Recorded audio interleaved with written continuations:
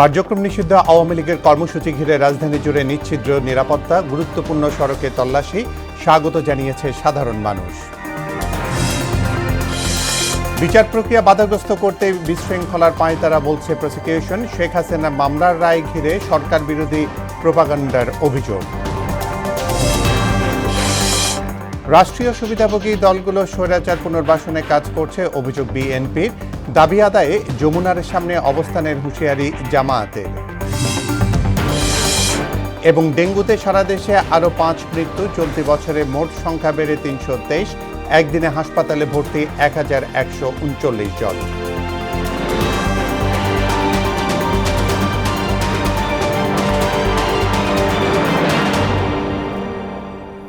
আসসালামু আলাইকুম, সবাইকে মোহনা সংবাদে স্বাগত। শুনছিলেন শিরোনাম, পুরো সংবাদের সঙ্গে আছি আমি জাবেদ কারদার। কার্যক্রম নিষিদ্ধ আওয়ামী লীগের ঢাকা লকডাউন কর্মসূচি ঘিরে রাজধানী জুড়ে নেওয়া হয়েছে নিচ্ছিদ্র নিরাপত্তা ব্যবস্থা। নগরীর গুরুত্বপূর্ণ সড়কগুলোতে চলছে তল্লাশি।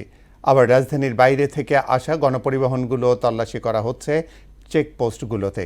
আইনশৃঙ্খলা বাহিনীর এই তৎপরতাকে স্বাগত জানিয়েছে সাধারণ মানুষ। আর যে কোনো নাশকতা মোকাবেলায় আইনশৃঙ্খলা বাহিনী প্রস্তুত বলে জানালেন সংশ্লিষ্টরা। আরও জানাচ্ছেন উষা ফেরদৌস। রাজধানী ঢাকা সহ দেশের কয়েকটি জেলায় গত 3 দিনে অন্তত 13টি বাসে আগুন ও বিভিন্ন স্থানে ককটেল বিস্ফোরণের ঘটনা ঘটেছে।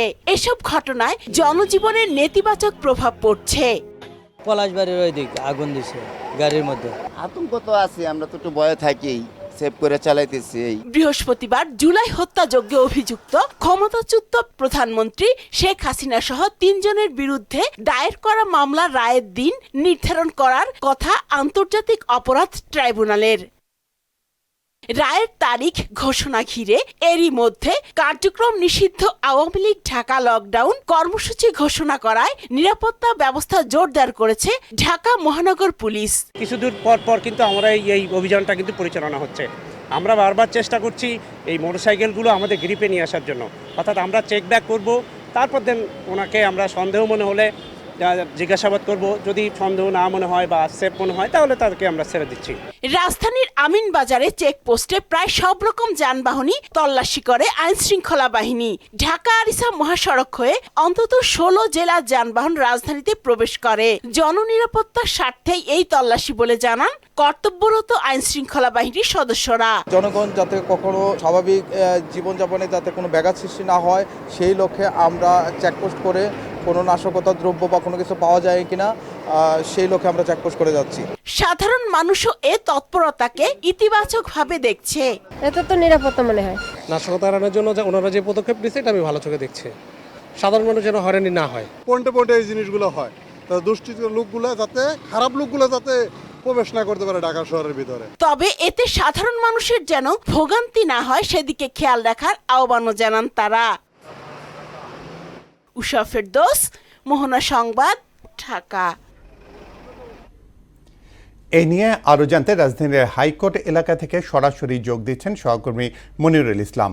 মনির, এই মুহূর্তে কেমন দেখছেন রাজধানীর নিরাপত্তা ব্যবস্থা?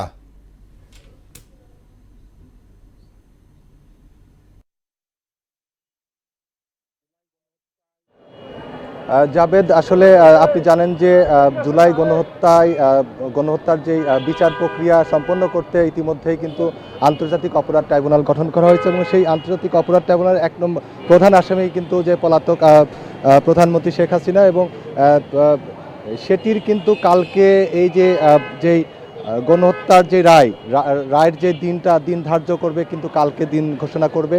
এবং তারই প্রেক্ষিতে আওয়ামী লীগ কার্যক্রম নিষিদ্ধ সংগঠন আওয়ামী লীগ কিন্তু লকডাউন কর্মসূচি দিচ্ছে। ইতিমধ্যেই কিন্তু যে কদিন থেকেই নানান নাশকতামূলক কর্মকাণ্ড কিন্তু ঘটিয়েছে। সরকার বলছে এটি আসলে সরকার নিষিদ্ধ ঘোষিত আওয়ামী লীগকেই কিন্তু আসলে দায়ী করছেন, বিশেষ করে বাস এবং বিভিন্ন স্থানে বিক্ষিপ্তভাবে ককটেল বিস্ফোরণের ঘটনাগুলোকে প্রচ্ছন্নভাবে আওয়ামী লীগকেই দায়ী করছেন। এবং ইতিমধ্যেই কিন্তু কালকে দেখতেই পাচ্ছেন যে আমরা এই মুহূর্তে আছি একদম আন্তর্জাতিক অপরাধ ট্রাইব্যুনাল ঠিক পাশেই। এখানে পুলিশ এবং বিজিবি তারা কিন্তু কড়া তৎপর, এবং তারা বিভিন্ন মোটরসাইকেল এবং সিএনজি যারা যাত্রী আছেন তাদেরকে আসলে কোনো কাগজপত্র নাই, কিন্তু তাদের ব্যাগে আসলে কোনো নাশকতামূলক কাজে ব্যবহৃত বিস্ফোরক দ্রব্য আছে কিনা সেটি কিন্তু আসলে তারা আসলে পরীক্ষা করে দেখছেন, যাচাই বাছাই করে দেখছেন। আমরা এই মুহূর্তে যিনি দায়িত্বপ্রাপ্ত অফিসার রয়েছেন তার সাথে একটু কথা বলতে চাইব। আমরা দেখছি যে আপনারা আসলে কালকের যে লকডাউন কর্মসূচি, সেই কর্মসূচিকে ঘিরে আপনারা চেকপোস্ট বসিয়েছেন এবং আসলে কি কর্মকাণ্ড করছেন? আসলে আমাদের সিনিয়র স্যার আছে, তাদের সাথে কথা বলে মনোযোগ ভালো হবে আর কি। আচ্ছা, আসলে তারা আসলে মানে এই যেই নিরাপত্তার দায়িত্ব রয়েছেন তারা সেই কাজটি করে যাচ্ছেন এবং তাদের ঊর্ধ্বতন কর্মকর্তার একটা বাধা বিধিনিষেধ রয়েছে, সেজন্য আসলে তারা কথা বলতে চাচ্ছেন না। তো এই মুহূর্তে আসলে যে সার্বিক রাজধানীর যে পরিস্থিতি, সেখানে কিন্তু পর্যাপ্ত গাড়ি ঘোড়া রয়েছে। আমরা কিছুক্ষণ আগেই দেখালাম যে প্রচুর গাড়ির যানজট রয়েছে।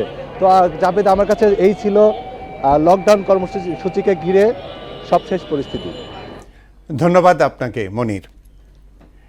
বিচার প্রক্রিয়া বাধাগ্রস্ত করতেই পতিত আওয়ামী লীগ এদেশে বিশৃঙ্খলা সৃষ্টির পায়তারা করছে বলে মন্তব্য করলেন অপরাধ ট্রাইব্যুনালের প্রসিকিউটর মিজানুল ইসলাম। ক্ষমতাচ্যুত প্রধানমন্ত্রী শেখ হাসিনার রায় ঘোষণাকে কেন্দ্র করে তারা সরকারের বিরুদ্ধে প্রোপাগান্ডা ছড়াচ্ছে বলেও অভিযোগ করেন তিনি। দুপুরে ট্রাইব্যুনাল প্রাঙ্গণে প্রেস ব্রিফিংয়ে এইসব কথা বলেন মিজানুল ইসলাম। এদিকে জুলাই আন্দোলনে রাজধানীর চাংখারপোলে ৬ হত্যা ও রংপুরে আবু সাইদ হত্যা মামলার সাক্ষ্য গ্রহণ শেষ হয়েছে। মেজবাহ রহমানের রিপোর্ট। জুলাই আন্দোলনে মানবতা বিরোধী অপরাধের মামলায় সাবেক প্রধানমন্ত্রী শেখ হাসিনা ও সাবেক স্বরাষ্ট্রমন্ত্রী আসাদুজ্জামান খান কামাল সহ ৩ জনের বিরুদ্ধে বৃহস্পতিবার রায়ের দিন ধার্য করবেন ট্রাইব্যুনাল। এ লক্ষ্যে ইতিমধ্যেই ট্রাইব্যুনালে জোরদার করা হয়েছে নিরাপত্তা ব্যবস্থা।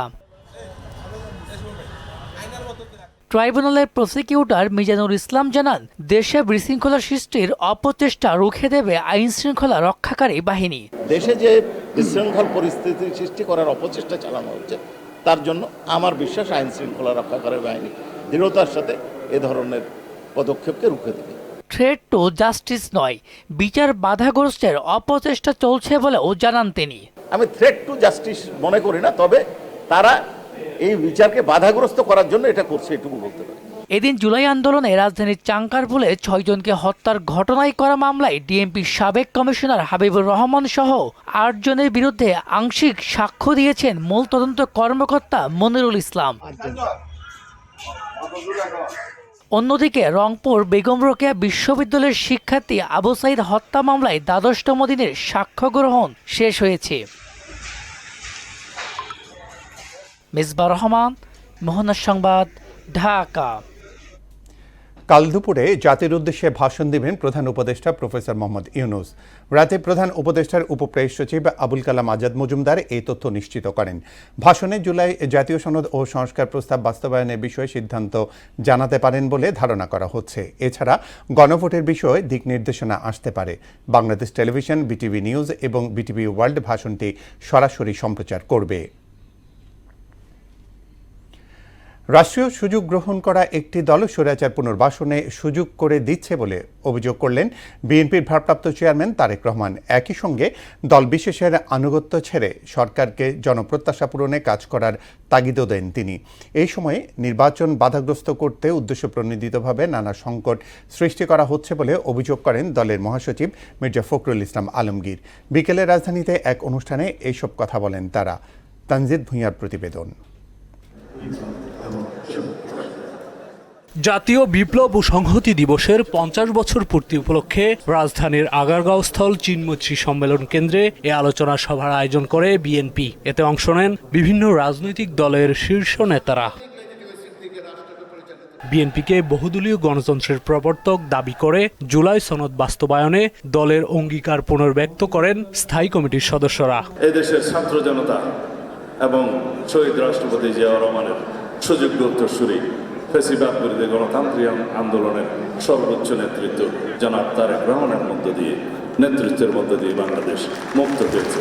বাংলাদেশে আগামীর যে সংস্কার হবে সেটা হবে বাংলাদেশের নির্বাচিত প্রতিনিধিদের মাধ্যমে সংসদের মধ্যে হতে হবে। যত রকমের ষড়যন্ত্র হোক না কেন তা মোকাবেলা করে আমাদেরকে সেই নির্বাচনকে সফল করতে হবে জনগণকে সঙ্গে নিয়ে। উদ্দেশ্য প্রণোদিতভাবে সংকট সৃষ্টির মাধ্যমে নির্বাচন বাধাগ্রস্ত করার ষড়যন্ত্র চলছে অভিযোগ করেন দলটির মহাসচিব। যে নির্বাচন হওয়া দরকার সেই নির্বাচনকে বাধাগ্রস্ত করা, জনগণকে ভবিষ্যৎকে একটা অনিশ্চিত অবস্থায় ফেলা, চক্রান্তকে রুখে দিয়ে বাংলাদেশকে সত্যিকার অর্থেই একটা গণতান্ত্রিক রাষ্ট্রে উত্তরণের পথকে সুগম করি। এ সময় রাষ্ট্রীয় সুযোগ গ্রহণ করা একটি দল পতিত স্বৈরাচারকে পুনর্বাসনের সুযোগ করে দিচ্ছে বলে অভিযোগ করেন বিএনপির ভারপ্রাপ্ত চেয়ারম্যান তারেক রহমান। রাজনৈতিক দর কষাকষির করার সুযোগ সৃষ্টি করে দেওয়ার জন্য হাজারো লাখো মানুষ রাজপথে জীবন বিলিয়ে দেয়নি। অন্তর্বর্তীকালীন সরকারকে হুমকি ধামকি না দিয়ে আগামী ফেব্রুয়ারি মাসে জনগণের মুখোমুখি হই আমরা, চলুন। দেশের অর্থনীতি পুনর্গঠনে নির্বাচিত সরকার জরুরি বলেও দাবি করেন তিনি। ১.৫ দশকের ফ্যাসিবাদী শাসন আমলে দেশের শিক্ষা ব্যবস্থাকে সম্পূর্ণভাবে পরিকল্পিতভাবে ধ্বংস করে দেওয়া হয়েছিল। রফতানি খাতেও কিন্তু কিছুটা নেতিবাচক পরিস্থিতি সৃষ্টি হয়েছে বিভিন্ন ক্ষেত্রে। গণভোটের আড়ালে স্বৈরাচার পুনর্বাসন চেষ্টার বিষয়ে সতর্ক দৃষ্টি রাখার আহ্বানও জানান বিএনপির ভারপ্রাপ্ত চেয়ারম্যান। পলাতক স্বৈরাচারী সহযোগীরা গত কয়েকদিনে আমরা দেখছি খোদ রাজধানীতে যেভাবে আগুন সন্ত্রাস চালিয়েছে, ফ্যাসিবাদী বিরোধী শক্তির করণীয় সম্পর্কে এটা একটা সতর্ক বার্তা হতে পারে বলে আমার কাছে মনে হয়। তানজিদ ভুইয়া, মোহনা সংবাদ, ঢাকা। জুলাই সনদ বাস্তবায়নে আদেশ জারি এবং নভেম্বরেই গণভোট সহ 5 দাবিতে প্রধান উপদেষ্টার বাসভবন যমুনার সামনে অনির্দিষ্টকালের জন্য অবস্থান হুঁশিয়ারি দিয়েছে জামাতে ইসলামী সহ সমমনা 8 দল। দুপুরে মগবাজারে যৌথ সংবাদ সম্মেলনে 8 দলের পক্ষ থেকে জামাতে ইসলামীর নায়েবে আমির অধ্যাপক মুজিবুর রহমান নতুন কর্মসূচি ঘোষণা করেন। তিনি বলেন, ফ্যাসিবাদী শক্তির নাশকতা ও অপতৎপরতা রুখতে আগামীকাল রাজপথে অবস্থানের সিদ্ধান্ত নিয়েছে 8 দল। শুক্রবার 5 দফা দাবিতে জেলা ও মহানগর পর্যায়ে বিক্ষোভ মিছিল অনুষ্ঠিত হবে। আর রোববারের মধ্যে 5 দফা দাবি না মানলে যমুনার সামনে অনির্দিষ্টকালের অবস্থান কর্মসূচি দেয়া হবে। দেশের স্থিতিশীলতা রক্ষার জন্য আমরা মনে করি অন্যান্য রাজনৈতিক দল বিএনপি সহ প্রত্যেকের, যারা আমরা ফ্যাসিবাদ বিরোধী আন্দোলনে ছিলাম, এটা প্রত্যেকের দায়িত্ব এই দেশকে অশান্তি, ইভেন আপনারা যেটা প্রশ্ন করছেন একটা অজানা আতঙ্কের কথা, 111 সহ নানান অশান্তির কথা, এটা কেউই আমরা কামনা করি না। জুলাই জাতীয় সনদ বাস্তবায়ন আদেশ জারি ও জাতীয় নির্বাচনের পূর্বে গণভোট আয়োজন সহ 5 দফা দাবিতে দেশব্যাপী জেলা ও মহানগর পর্যায়ে বিক্ষোভ মিছিল অনুষ্ঠিত হবে। ডেঙ্গু আক্রান্ত হয়ে সারা দেশে আরও 5 জনের মৃত্যু হয়েছে। এ নিয়ে চলতি বছর মৃতের সংখ্যা বেড়ে দাঁড়ালো 323 জনে। স্বাস্থ্য অধিদপ্তরের ডেঙ্গু বিষয়ক সংবাদ বিজ্ঞপ্তিতে এই তথ্য জানানো হয়। এতে বলা হয়েছে, গত 24 ঘন্টায় 1139 জন ডেঙ্গু আক্রান্ত হয়ে হাসপাতালে ভর্তি হয়েছেন। তাতে চলতি বছর এখনও পর্যন্ত হাসপাতালে ভর্তি হয়েছেন 81,773 জন। নতুন ভর্তিদের মধ্যে ঢাকা 2 সিটি কর্পোরেশনে 397 জন, এছাড়া ঢাকা বিভাগে 223, চট্টগ্রামে 115, বরিশালে 179, খুলনায় 89, ময়মনসিংহে 82, রাজশাহীতে 46, রংপুরে 6 ও সিলেট বিভাগে 3 জন। ত্রয়োদশ জাতীয় সংসদ নির্বাচন সামনে রেখে 6 বিষয়ে ইয়ুথ ম্যাটার্স সার্ভে চালিয়েছে বাংলাদেশ ইয়ুথ লিডারশিপ সেন্টার। দুপুরে মহাখালী কার্যালয়ে এর ফলাফল ঘোষণা করে সংস্থাটি। এতে দেখা যায় 30% তরুণ এখনও আসন্ন নির্বাচনে ভোট প্রদানে সিদ্ধান্তহীনতায় ভুগছেন। 19.6% মানুষ বিএনপিকে ক্ষমতায় দেখতে চায়, 16.9% জামাতে ইসলামীকে এবং 3.6% এনসিপিকে সরকারে দেখতে চান। জরিপে অংশ নেন 2545 জন, যাদের বয়স 18 থেকে 35। জনগণ ধানের শীষের প্রার্থীকে অনেক ভোটের ব্যবধানে জয়ী করবে বলে মন্তব্য করেছেন ঢাকা 15 আসনের ধানের শীষের প্রার্থী শফিকুল ইসলাম খান মিল্টন। বিকেলে মিরপুরে নির্বাচনী প্রচারণায় অংশ নিয়ে তিনি একথা বলেন। এই সময় কার্যক্রম সিদ্ধান্তে আওয়ামী লীগের 13ই নভেম্বর লকডাউন কর্মসূচি ঘোষণায় কঠোর হুঁশিয়ারি দিয়ে তিনি বলেন, জনগণের চলাচল ও নির্বাচনী কার্যক্রমে বাধা দেওয়া হলে বিএনপি নেতাকর্মীরা জনগণকে সাথে নিয়ে তাদের প্রতিহত করবে।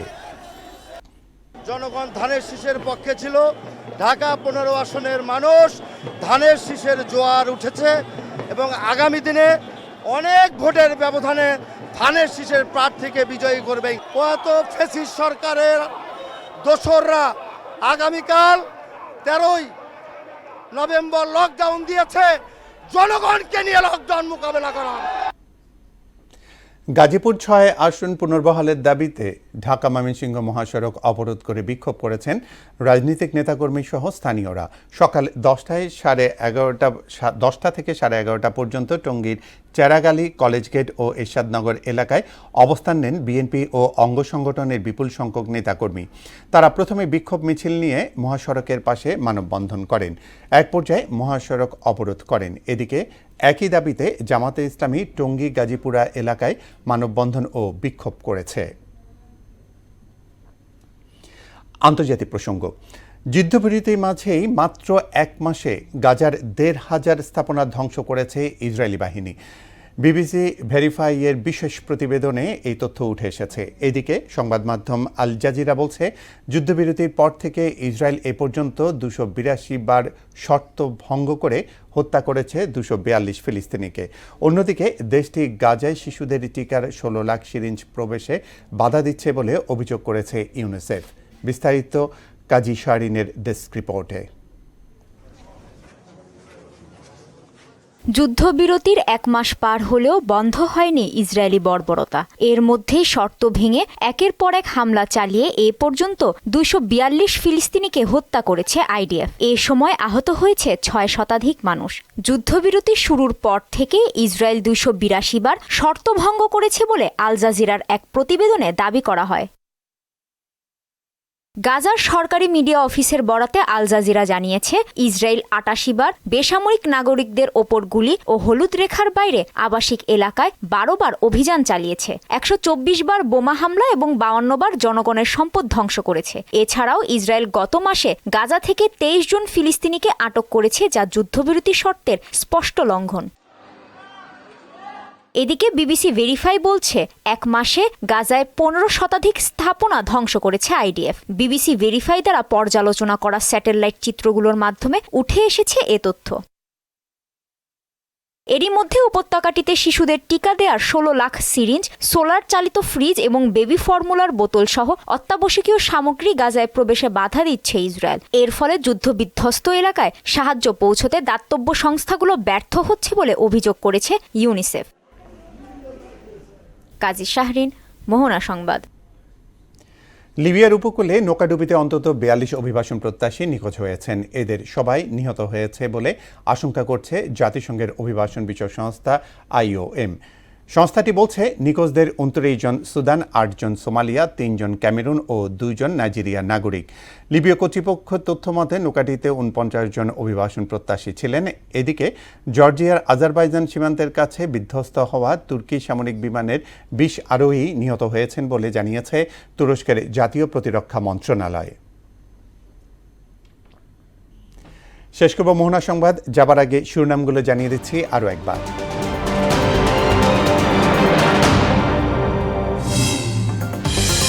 কার্যক্রম নিষিদ্ধ আওয়ামী লীগের কর্মসূচি ঘিরে রাজধানী জুড়ে নিশ্চিদ্র নিরাপত্তা, গুরুত্বপূর্ণ সড়কে তল্লাশি, স্বাগত জানিয়েছে সাধারণ মানুষ। বিচার প্রক্রিয়া বাধাগ্রস্ত করতেই বিশৃঙ্খলার পাঁয়তারা, বলছে প্রসিকিউশন। শেখ হাসিনার মামলার রায় ঘিরে সরকার বিরোধী প্রোপাগান্ডার অভিযোগ। রাষ্ট্রীয় সুবিধাভোগী দলগুলো স্বৈরাচার পুনর্বাসনে কাজ করছে, অভিযোগ বিএনপির। দাবি আদায়ে যমুনার সামনে অবস্থান হুঁশিয়ারি জামায়াতে। এবং ডেঙ্গুতে সারা দেশে আরও 5 মৃত্যু, চলতি বছরে মোট সংখ্যা বেড়ে 323, একদিনে হাসপাতালে ভর্তি 1139 জন। এই ছিল মোহনা সংবাদে। পরবর্তী সংবাদ রাত 12টায়। মোহনার সবশেষ খবর জানতে ভিজিট করুন www.mohana.tv। সংবাদ দেখতে পাবেন ফেসবুক, ইউটিউবেও। এতক্ষণ সঙ্গে থাকার জন্য ধন্যবাদ সবাইকে।